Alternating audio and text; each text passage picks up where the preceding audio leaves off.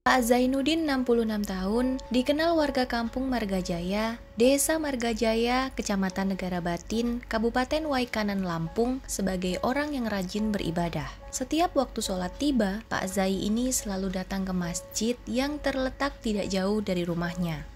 Pak Zainuddin juga terkenal aktif dalam kegiatan sosial di kampungnya. Tapi sejak bulan Oktober tahun 2021, warga desa tidak lagi melihat Pak Zainuddin di masjid maupun di rumah. Bahkan bukan hanya Pak Zainuddin, istrinya yang bernama Ibu Siti Romlah 57 tahun, anaknya Wawan Wahyudin 46 tahun, dan cucunya Zahra 6 tahun juga tidak pernah terlihat keluar rumah. Sehari-hari mereka memang tinggal bersama di rumah Pak Zainuddin. Hal ini tentu saja membuat sejumlah warga yang mengenal keluarga itu merasa aneh. 1-2 hari tidak terlihat datang ke masjid mungkin masih wajar. Siapa tahu memang ingin sholat di rumah saja atau kurang enak badan.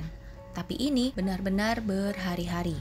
Tidak pernah datang ke masjid dan tidak pernah pula terlihat dimanapun. Kalaupun mereka sekeluarga memang pergi ke suatu tempat, setidaknya mereka pernahlah terlihat waktu mau berangkat atau gimana. Tapi ini benar-benar hilang begitu saja. Padahal keluarga Pak Zainuddin termasuk keluarga yang suka bergaul dengan para tetangganya. Dan Pak Zainuddin termasuk orang yang sangat rajin beribadah ke masjid. Waktu itu sejumlah warga pernah mencoba beberapa kali mengecek kondisi di rumah Pak Zainuddin, tapi rumah tersebut terlihat sepi berhari-hari dan bahkan berminggu-minggu berlalu, dan keluarga Pak Zainuddin benar-benar seperti menghilang begitu saja.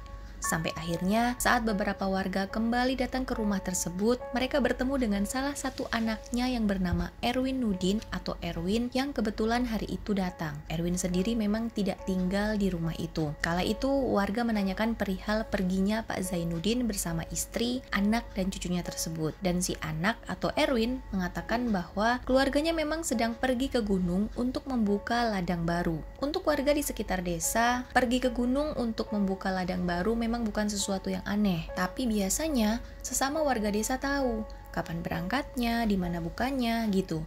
Tapi ini kayak tiba-tiba banget. Dan walaupun kala itu sebenarnya warga merasa agak aneh, mereka ya mencoba percaya-percaya aja. Mereka tidak berani mengulik lebih dalam seperti kenapa perginya tiba-tiba, atau ke gunung mana mereka membuka lahan baru, dan lain sebagainya. Tapi, lama-kelamaan para warga ini akhirnya merasa aneh dan mulai curiga ketika mendengar Erwin secara tiba-tiba menjual beberapa bidang tanah milik ayahnya. Dan kecurigaan warga ini memang beralasan, karena mereka tahu betul bagaimana kondisi keluarga Pak Zainuddin sebelum mereka tiba-tiba menghilang. Bahkan Pak Zainuddin sendiri sering curhat kepada salah satu tetangganya yang bernama Pak Yamin selepas sholat di masjid. Kepada Pak Yamin, Pak Zainuddin ini mengaku bahwa dirinya sudah membagi-bagikan hartanya kepada anak-anaknya, karena memang beliau punya banyak tanah di beberapa lokasi. Tapi entah kenapa, salah satu anaknya yaitu Erwin merasa selalu kekurangan. Tapi sebenarnya sepak terjang Erwin ini memang sudah seperti rahasia umum. Seluruh warga desa tahu tabiat Erwin, dan pangkal masalahnya adalah selalu menyangkut uang. Erwin ini selalu marah-marah bila meminta uang atau memaksa ayahnya menjual barang milik ayahnya. Bahkan tidak jarang, keributan itu berujung dengan kejar-kejaran. Kadang Erwin yang mengejar Wawan atau ayahnya, kadang juga Erwin yang dikejar oleh keduanya. Pasti selalu begitu. Dan di mata warga desa, Erwin Nudin atau Erwin yang telah berusia 40 tahun ini memang kurang baik. Dia sering mabuk-mabukan dan berjudi. Dan kalau uangnya habis, dia akan selalu meminta uang kepada orang tuanya. Dia juga sering memaksa menjual tanah, kambing, bahkan mobil. Karena itulah saat tahu kalau Erwin ini menjual beberapa tanah milik Pak Zainuddin, warga curiga. Jangan-jangan hilangnya Pak Zainuddin, Siti Romlah, Wawan, dan Zahra juga ada hubungannya dengan Erwin. Tapi Erwin yang juga mendengar desas-desus tentang itu, dengan pedenya bilang jika penjualan beberapa tanah milik ayahnya tersebut adalah perintah dari ayahnya sendiri. Uang tersebut katanya akan digunakan untuk modal dalam membuka ladang serta membayar hutang. Dan lagi-lagi, warga pun hanya bisa mencoba percaya, walaupun di dalam hati benar-benar meragukan semua penjelasan Erwin. Sampai akhirnya, 6 bulan kemudian, tepatnya pada akhir tahun 2021, Juanda 26 tahun, salah satu anak Pak Zainuddin yang juga adik kandung Erwin, pulang ke Lampung setelah lama bekerja di Jawa. Dan sama dengan warga sekitar, Juanda juga heran. Di mana keluarganya? Rumah yang biasa ditempati ayah, ibu tiri, kakak, dan keponakannya itu sepi. Dan Juanda pun lantas bertanya tentang keberadaan mereka kepada Erwin. Tapi sama seperti jawabannya kepada warga, Erwin menjawab ayah dan ibu mereka sedang berada di gunung untuk membuka lahan. Erwin bahkan sempat mengajak Juanda menuju sebuah gunung untuk mencari kedua orang tuanya. Tapi di gunung tersebut, mereka tentu saja tidak menemukan siapapun. Setelah itu, Juanda memilih menetap di rumah ayahnya sambil menunggu ayah dan lainnya pulang. Dan selama disitulah, lagi-lagi Erwin kerap terlibat cekcok mulut dengan adiknya soal pembagian harta ayah mereka. Salah satu keributan antara Erwin dan Juanda terjadi di pasar kampung Desa Margajaya sekitar tahun 2022. Dan karena sering ribut itulah, Erwin yang dikenal sangat temperamental mengajak anaknya sendiri yang bernama Diki Wahyu Saputra yang berusia 17 tahun untuk merencanakan sesuatu kepada Juanda, tepatnya pada bulan April tahun 2022. Dan sejak itulah, warga juga tidak lagi melihat sosok Juanda di rumah Pak Zainuddin. Dan lagi-lagi, warga kembali mendatangi Erwin untuk menanyakan keberadaan adiknya itu. Tapi saat mereka berhasil bertemu dengan Erwin, pria itu malah marah dan bilang kalau Juanda adiknya sudah pergi ke Jawa untuk menikah di sana sambil membawa kabur uang miliknya sebesar 20 juta rupiah. Mendengar alasan yang sangat janggal ini, warga tidak percaya begitu saja. Malah sekarang mereka jadi semakin mencurigai Erwin. Perginya Pak Zainuddin sekeluarga aja udah aneh. Ini kok Juanda ikut ngilang juga? Ada apa ini? Begitu pikir warga. Karena itu mereka bersama Kepala Desa Margajaya lalu berembuk dan akhirnya melaporkan hilangnya Juanda kepada Polsek Negara Batin pada tanggal 1 Juli tahun 2022.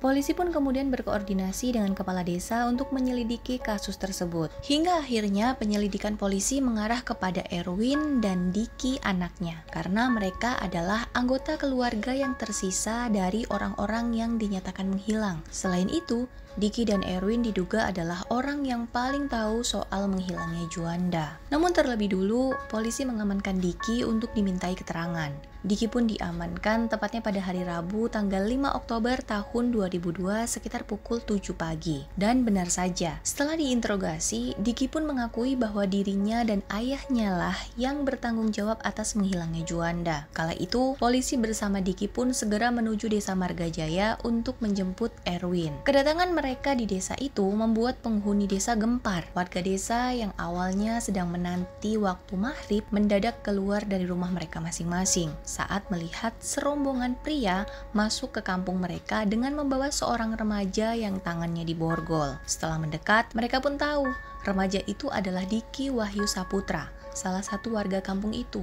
Rupanya, Diki yang kala itu digiring sejumlah polisi berpakaian preman datang ke desa untuk menjemput ayahnya, Erwin, yang tengah bekerja sebagai kuli bangunan di sebuah rumah. Para warga pun bertanya-tanya apa kesalahan ayah dan anak itu, sehingga ditangkap polisi. Dan tanpa keributan atau perlawanan, polisi kemudian langsung memborgol dan menggelandang Erwin beserta Diki masuk ke dalam mobil polisi. Ayah dan anak itu pun kemudian langsung dibawa menuju kantor Satuan Reserse Kriminal Polres Waikanan saat hari semakin gelap. Warga pun kemudian mengetahui bahwa Erwin dan Diki ditangkap atas aduan mereka kepada polisi tentang menghilangnya satu keluarga warga desa mereka, yaitu Pak Zainuddin 66 tahun, Ibu Siti Romlah 57 tahun, Wawan Wahyudin 46 tahun, Zahra 6 tahun sejak Oktober 2021, dan Juanda 26 tahun sejak April tahun 2022.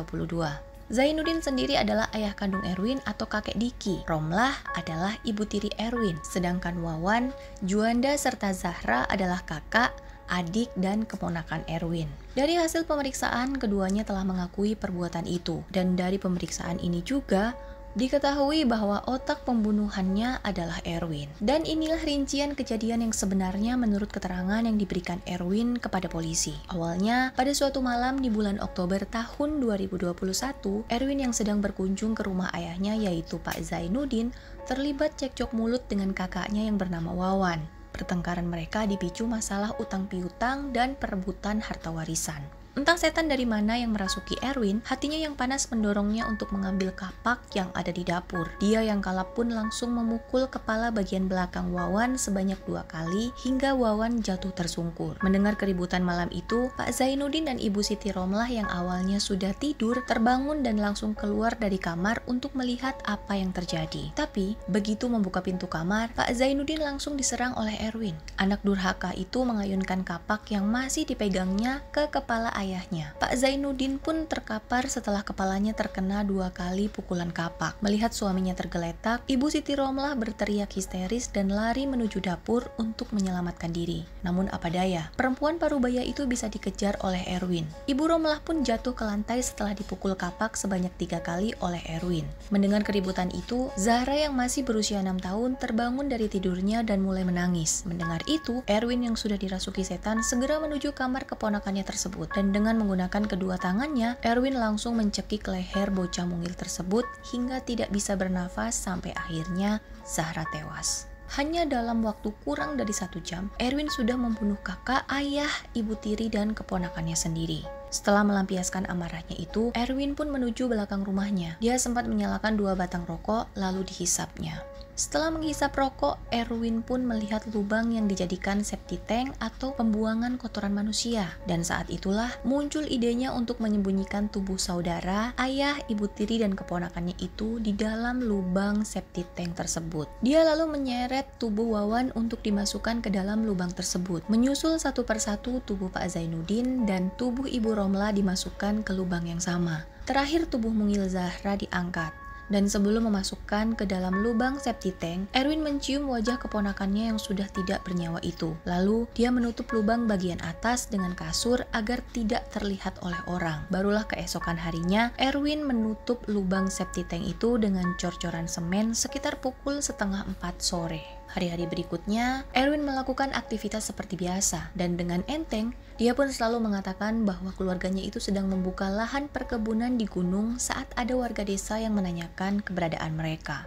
Sampai akhirnya di bulan April, Juanda, adik kandung Erwin yang bekerja di Pulau Jawa, pulang ke Lampung. Juanda pun kala itu menanyakan keberadaan ayah, ibu tiri, kakak, dan keponakannya itu. Dan Erwin pun selalu menjawab hal yang sama, yaitu mereka sedang membuka ladang di gunung. Tapi Juanda yang tidak percaya meminta Erwin mengantarnya ke gunung. Namun kala itu dia sama sekali tidak menemukan keberadaan keluarganya. Dan hal itu membuat Juanda curiga, sehingga Juanda pun berniat melaporkan kejadian ini ke polisi. Mengetahui itu, Erwin pun kemudian menganggap Juanda sebagai ancaman dan pengganggu rencananya. Apalagi Erwin dan Juanda juga sering banget cekcok mulut. Lagi-lagi ini dipicu soal pembagian uang dan harta warisan. Erwin pun kemudian berencana melenyapkan nyawa adik kandungnya tersebut, tapi kali ini rencana pembunuhan itu melibatkan anaknya, yaitu Diki. Bapak dan anak ini pun melakukan eksekusi pada April tahun 2022 tepat pukul 2 malam. Kala itu Erwin meminta Diki melihat situasi di rumah kakeknya. Apakah Juanda sudah tidur atau belum? Setelah diberitahu anaknya bahwa pamannya sudah tidur, Erwin langsung datang sambil membawa sebuah besi panjang dari dapur.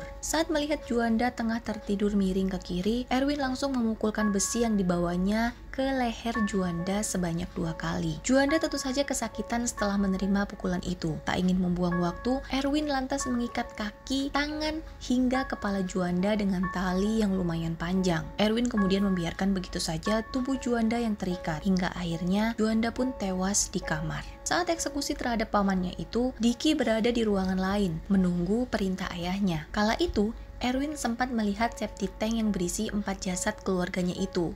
Dan awalnya dia akan memasukkan jasad Juanda ke septic tank yang sama, tapi urung dilakukan karena cor-coran semennya sudah terlanjur keras. Tak kehabisan akal, keesokan harinya sekitar pukul 5:30 waktu Indonesia Barat, Erwin lalu mengajak Diki membawa tubuh Juanda ke kebun singkong miliknya dengan menggunakan mobil Mitsubishi L300. Setelah sampai, keduanya lalu menggali lubang untuk menguburkan jasad Juanda. Setelah berhasil mengubur jasad adiknya itu, Erwin menanam pohon singkong di atas kuburan tersebut. Dan berdasarkan keterangan-keterangan ini, akhirnya pada hari Kamis 6 Oktober tahun 2022, polisi dibantu warga membongkar septic tank. Hampir semua korban sudah tidak utuh dan yang tersisa hanyalah tulang belulang saja saat diangkat. Kuburan Juanda di kebun singkong milik Erwin juga dibongkar dan jasadnya diotopsi di Rumah Sakit Bayangkara, Bandar Lampung. Keesokan harinya, di hari Jumat 7 Oktober tahun 2022, polisi melakukan rekonstruksi 2 kasus pembunuhan yang dilakukan Erwin itu sebanyak 87 adegan. Rekonstruksi yang berlangsung dari pukul setengah 2 hingga pukul 4:15 itu dihadiri polisi, pihak kejaksaan, dan ratusan warga yang ingin melihat tampang bejat Erwin, pria yang tega membunuh keluarganya sendiri dengan keji. Dan atas perbuatannya, Erwin dan Diki dikenai pasal 340 KUHP, Subsider 338 KUHP, Junto pasal 55 KUHP tentang sistem peradilan anak. Dan mereka terancam hukuman maksimal, yaitu hukuman mati. Terima kasih banget untuk yang sudah melihat video ini dari awal hingga akhir. Makasih ya. Aku beneran seneng banget kalau kalian nonton dan suka. Lebih seneng lagi kalau teman-teman bantu support channel YouTube aku dengan cara subscribe dan like. Oh iya, kalian juga boleh follow akun Instagram pribadi aku di @praptiprap. Support aku terus ya, agar aku makin semangat cerita lagi, cerita mulu, cerita terus untuk kisah selanjutnya. Dadah.